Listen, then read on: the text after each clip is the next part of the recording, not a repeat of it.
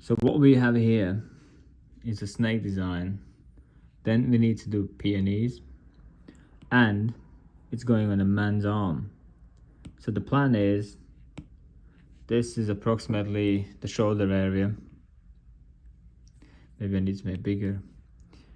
Shoulder, approximately elbow, arm goes down, bicep, wrist. That's rough reference. So the plan is, what we need to do is, what I want to do is fill up the gaps between, well, basically he wants peonies and snake. So snake I kind of sketched out where I kind of want to see, I don't know, maybe make more twists, but I think that's all we need really. Because what we're going to do is, we're going to have peonies inside, and then it will naturally going to create weird gaps which going to be filled out with, he said he wants some geometric patterns on it, so it'll be geometry. But till then we need to do the line work, and to get line work we need to plan out the line work. And so I need to figure out where does the peony sit. One is facing that way, so it's on the right arm. What you need to do is, as the person looks on straight, your tattoo needs to follow the same direction. Your tattoo cannot be backwards. That would be wrong, because the person is looking that way, your tattoo is looking backwards, and that's a wrong. That's a no-no.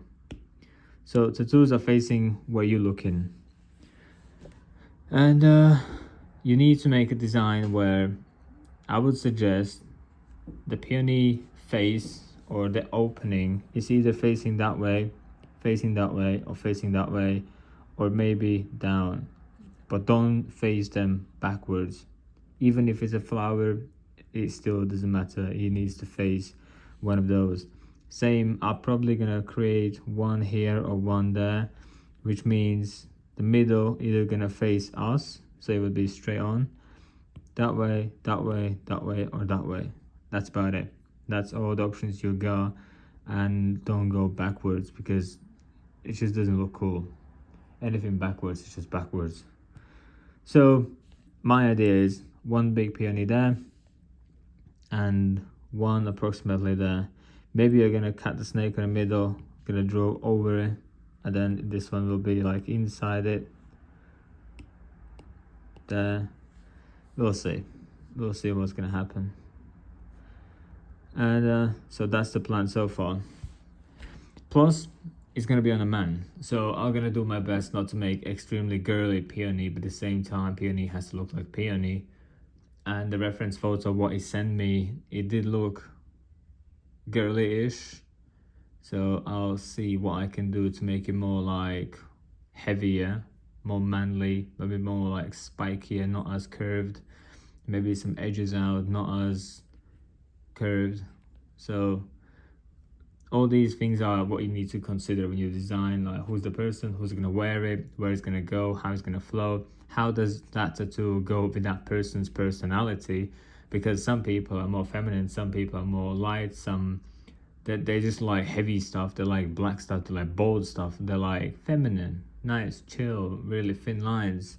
You need to read the person so you know what design does the person really want and what will really suit him, because that's the way it goes. You know, you can't do bold design on a feminine person and feminine tattoo on a bold person. He has to kind of go with the personality. And this guy is pretty alpha. He's pretty strong and bold man. So we need to give him tattoo what represents his boldness, which means I'm probably gonna like fat line them quite heavy to make it like proper statement, but that's for later on. So I'm probably gonna do a speed drawing, so you're gonna see me flying through sketching. What I do naturally is, so this is an iPad, so that snake is on one layer, then I'm gonna take another layer which we're gonna use for the sketching. So I'm gonna rough sketch out, and I tend to draw in the red, or if it's a different layer, so different subject matter, then I tend to use different colors so I can see where what ends and where the new one starts. And when you put black next to red, you can see the difference like there and then. So it's easier for your eyes to read what you actually are drawing. So it's easier for you to language to yourself. So in this layer, we're gonna do a real quick sketch, blah, blah, blah, blah, blah. And then I'm gonna create another layer where we're gonna finalize the drawing, and most likely I will still gonna keep the snake and the peony on different layers, just in case if I want to change up a little bit here, just in case there's something in a way what I want to change on the snake, so the flower doesn't get interrupted whatsoever. But if you're gonna draw all on the same layer, there's a big chance if you need to delete one, you will start to delete what you don't want to delete, and that gives you, it's just lots of struggle. So I would suggest for the future, each stuff draw on each layer. Even like shading, I would do on a separate layer, which one, I can save the image so it's nice shaded. The second is, when the day comes you actually have to tattoo, you can turn all the other layers off and leaving with the line work on layer that you can just straight print out. And it's just something I've done for years. Everything what I do, just new layer, and once you get into that habit, it's a lot easier for you, and nothing mixes up and nothing gets damaged, or just efficiency level increases. When you get to a point where you have to design a lot, you learn how to not mistakes and how you cannot do actions what could lead you into the struggle, what could lead you into time wasting, into rubbing stuff you don't want to rub, and it just delays you. So it's easier to skip those actions and do what really matters and what will help you to actually pursue. So long story short, let's sketch some peonies and we'll see how we get on with it.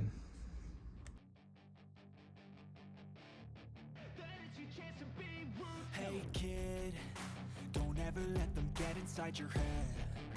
They'll tell you what to do in life instead of everything you know that you could get. Don't let them guide your life towards regret. I'll fight for what I love with every breath. My past is filled with things I won't forget. I use them all to push me to my best. So kind of like where the peonies sit, but what I don't like now is how the snake sits. So the snake looked cool before, but now when we add more elements to it, it doesn't look cool anymore. So I think that the head sits alright, then that could go behind there, that's cool. That would cut off the shoulder, then there's the shoulder. But I want to draw this peony on top of the snake, which means we lose a lot of snake. So what I'll probably want to do is gonna get there and then curve around a bit more here, where it can still show off through the gap there. So otherwise, if we lose the snake, or you can only see the head and the tail, it doesn't really show there's much snake. If I add more the snake to it, or maybe get somewhere there, see what I mean when you draw by two colors, it's a lot easier to see where what goes and where what sits. If you draw with the black, it would all just look the same, and you would be wondering what line means and where it goes and what that's supposed to be, and it's just unnecessary actions. So let's say the snake goes in, goes out. I like that turn, that sits cool, that could go there, that's alright. I want to bring that into the peony so the whole thing just links nicely together. So probably underneath the petal, it could go there. Let's say it turns. Snake goes the same length, same thickness, yeah, and only in the end it would basically shrink. But the snake is not like a triangle, so it doesn't shrink all the way down. It has more start of the head, then it goes equal some certain percentage, same thickness throughout the whole, and then in the end it shrinks down. So don't draw like a triangle where it's basically, what I mean is the thickness you have there is the thickness here, and only then it will shrink down into size. So let's say it goes there, goes somewhere around there. Then, so it would go above, underneath the petal, then it goes underneath. Let's say here, we wanna get that underneath, that's underneath, and then maybe on top of them, just to make the last twist. And then it would create some sort of levels and layering, and so it doesn't just look flat, it doesn't just sit there, it actually moves and interacts with the surrounding elements. Let's say we make a nice chill finish. I think it does look a little bit better now, doesn't it? So let's say the color balance, let's go to blue, shadows, blue, and then highlights on blue. I just made that portion blue as well because when I was drawing the first sketch, the whole thing was in black. Basically, I drew the black snake, but now we are aiming for the colors as well. So I think that's a not bad start. We still need to do some petals here, otherwise it just looks a bit too empty. Some in there. Basically goes to there, then that's the area where the snake starts, and then these are the petals what came back from other side and wrapped around the snake. Maybe perhaps if I delete like this, it gives you a little bit more idea of what's happening. And then if we go there and then we delete the unnecessary red lines, which we don't need, it again gives some clarity to you and me to understand what actually is going on. So this is how I build and puzzle my designs together, by using different colors and different layers. And one is you need to design, second is while you design you need to like talk to you, like the design needs to speak to you. So readability and clarity of what you actually just did or about to do, or where what sits, gives you a lot more idea of what you need to do next, which means the time you design and speed you design increases.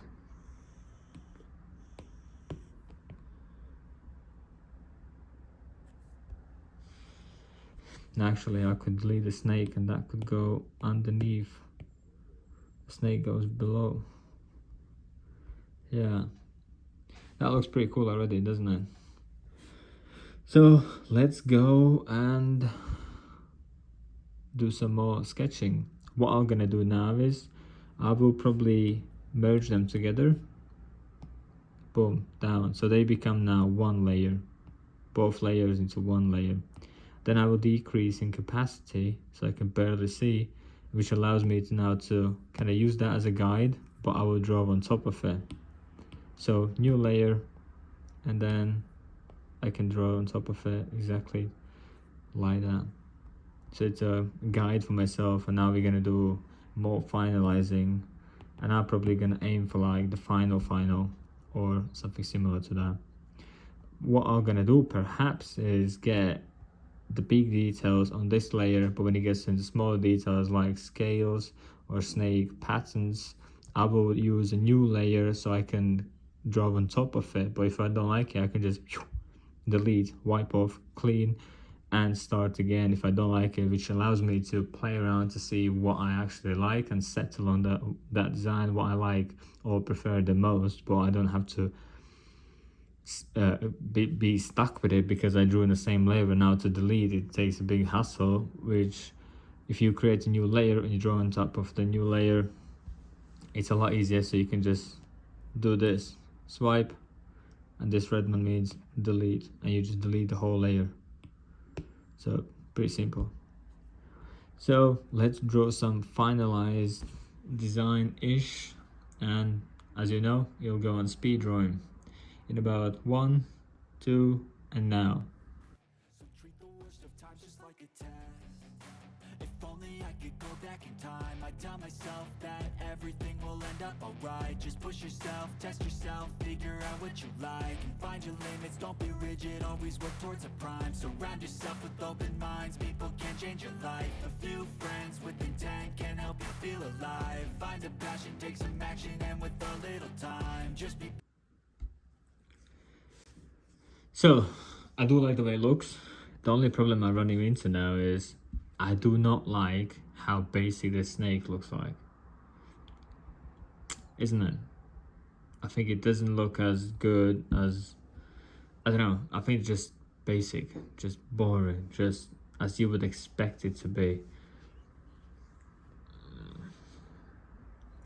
What can we do? What can we improve? What I'm thinking is maybe cut out some bits like here. We can scrap that, and we can maybe run over. Bit more interesting. But what I'm thinking is I'm probably gonna do some like not nice curves, but like a bit more bumpy in edges, like maybe that, just so it does something what you wouldn't expect it to be, isn't it? I think that's what it needs. It needs one, it needs more leaves. So one, I was always avoiding these kind of leaves, like when it's 3 and it splits into like, yeah, it starts from 1 and then splits into 3 kind of ends, or I don't know, petals, but that's like a one petal, one leaf. But I was always avoiding, but actually it turns out they're pretty cool, they're pretty sound. I quite like them the way they look, especially like, yeah, it's just like a dinosaur fucking foot. So that's one. I don't like the way snail looks like. I think it looks pretty basic, pretty just something we would expect it to see, which I'm not really happy. And I think we need to improve that, and then we'll see how it looks from there. And then we need to do it more, probably leaves, and we're gonna do some geometry in there. So I'm thinking maybe purposely I should leave some like white gaps cutting the whole thing through, just for the sake to put the pattern inside. Maybe I need to design right now already, so we don't do it in the background, but the background becomes the foreground as well as the pattern is running over some of the elements what we have here. So just thinking, planning, we need to come up with something what looks cool. So right arm, this would be, and which means the pattern or lines would need to come that way. Yeah, either that way, but that's the best way, because we have the shoulder here, and then there's the elbow, then it comes down. You kind of get that there, yeah? Chest, so imagine man stands there, that's his neck. So arm, elbow, wrist going down, so it makes like a full sleeve. So the muscles are curved. I picked the wrong color. I don't know how I picked the color. So the muscles go that way, then the muscle groups come that way, then the wrist muscles go that way. So that flow is what we need to do as well. And what I'm thinking is maybe I need to run lines through that design where it goes and goes underneath. So all this would be like empty space for now, but in the future we do geometry into it, or behind it, or somewhere there. Or I do these in black, and then the geometry could sit there, or behind, like let's say this goes black, the geometry sits in there.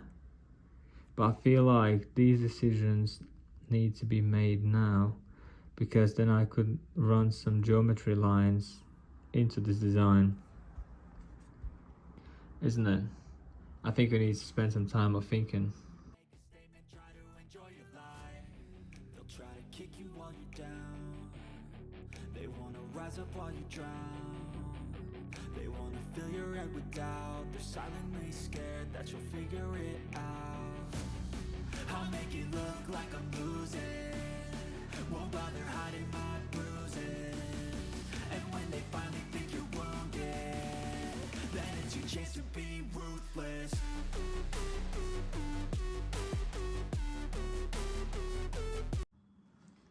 So what I've done is I literally took the head from there. I think it was in that corner. I put the head there. So when it's wearing a t-shirt, the t-shirt line will be about there. The head will be always popping out, which means when the people on the street or his friends see the tail, they will know it comes from the snake, not from a dragon, let's say, or whatever. So that's that. Reposition the head. Second, I made the twists and turns more unique, more cooler, more wavy, more just more. Previous ones, they were just blanks, and I think they were cool but not as cool. And I reckon when I scale this up, basically put scales in, not scale up as a big, when I put scales in and I scale the whole on the whole snake, it should be well cool. Make a statement, try to enjoy your life. They'll try to kick you while you're down. They wanna rise up while you drown.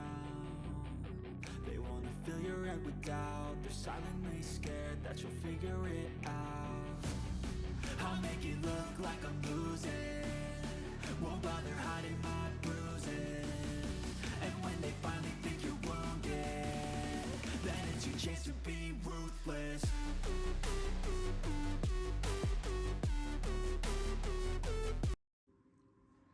So I believe this will be for line work. I'm not gonna go crazy and small into detail because I will try to line all this in one go. So it'll be literally from the shoulder to the wrist, wrapping around the whole arm, and so it should be around this size approximately. So there'll be quite a lot of work in one day, but I will try to map it out all in one time, so I don't need to resend anything. And I'm pretty sure I can line this in one go. And perhaps once I finish all the lining, I will start to get into the smaller details, which really gonna make all the fun. But that's for future or for the next time, or maybe I'm gonna get that in the same day. So I'm pretty happy to see how it looks like. I think I achieved kind of what I wanted. We got the peonies, we got the snake. Snake goes wild, looks crazy, it doesn't look still, it doesn't look calm. It looks like she really means the business. And as I said, that will be the shoulder part. That should be underneath the t-shirt line, which means it'll be out looking at the people, which should work in the advertisement pretty good. Because if your client has a tattoo, what stands out and people talk about it, your name gets out pretty fast and pretty quick, and everybody wants to know where to get it and who did it and how and why and all that. But if you can't see that, well, people will speak about it, but it's not as they see that. You know what I mean? Chill, well, chill. So that's a tactical move as well in the future. If you ever do a piece what is the length of the whole arm, try to get that facial features or whatever features on the bottom, either that's a dragon or a lizard or whatever that is. Try to get the t-shirt below the head, or what explains what that is and what that's supposed to be, because you don't want people to like not see the head and they physically don't understand what that is or what that is supposed to be. You see the snake features, but that's as much as you see, and it's not cool. That could be a dragon as well. Well, it couldn't be a dragon, but you know what I mean. It gets similar features and similar looks and similar vibes. So that's that. And then before I leave, what I want to say is I am literally designing now a program of what we're gonna make video, basically a school where I'll give all my knowledge away. in realism, black work, neo-trad, whatever. You can apply these skills in whatever style you do, because I've learned all the styles. I think I can do about 7 styles flawlessly, and I've collected quite a lot of knowledge. In my YouTube channel, you can see me drawing on a paper, applying all these knowledge just on a paper using markers and all that. But imagine what I can teach you, what you can do the same thing on the skin using the techniques what I'm just about to do. So I'm literally gonna film everything, what goes from a client walking in a studio till you getting the station ready, till it's all done. Plus, it'll be on marketing, emails, communications, all the little tiny aspects as photography, as in anything. It'll be literally anything, and I will package that in some kind of like school where we're gonna put that on the website. It'll be on YouTube Premium. It'll be on, most likely, what's the name, Skillshare. It'll be on Patreon. I will try to get into every single platform out there, so whichever you prefer to be on, you'll be able to see. But I will package everything I know in one price, and I will try to make it as you pay one price, get access to everything, whatever you wanna. So it'll be a big deal. So at this very moment, we teach about 9 people in our shop to get ready for the second shop. So we just opened one, but we're already building a team for the second one. And what I tell them is, let's say tattooing is like levels. So 1 year in tattooing would be level 1, 2 years in tattooing, level 2, level 3, level 4, so forth, and you get the idea. So there is some knowledge you only unlock when you're 5 years in. There's a knowledge you unlock when there is 3 years in. In a second year, you can pick up some stuff what you didn't know. So each level has its own unlocks. The benefit is I can give you level 9 experience and knowledge in your first level. So imagine you play a game and you get the level 9 tools, what you can apply in your level 1. Crazy, isn't it? So level 9 or 9 years into tattooing, I can pass you with one price in level 1. Imagine what kind of beast you will be 9 years in. You know what I mean? It's a massive potential. So I'm working on it, and I'm trying to write down what I need to do after a while. So stay tuned, and I'll pop out, and when it comes closer, I'll let you know. Till then, take care guys, and thank you for watching. If you learn anything from this video, drop down in comments, because I want to know if you actually learned something. Is there a point of me making these videos? What exactly you learn, or you didn't hear, you haven't heard before, or what is the new thing you managed to pick up from this video that I know it was worth for me to make these videos? Yeah, because that would be really helpful. I need some feedback, guys. I need the feedback. Yeah, give me some feedback. So till next time guys, thank you for watching.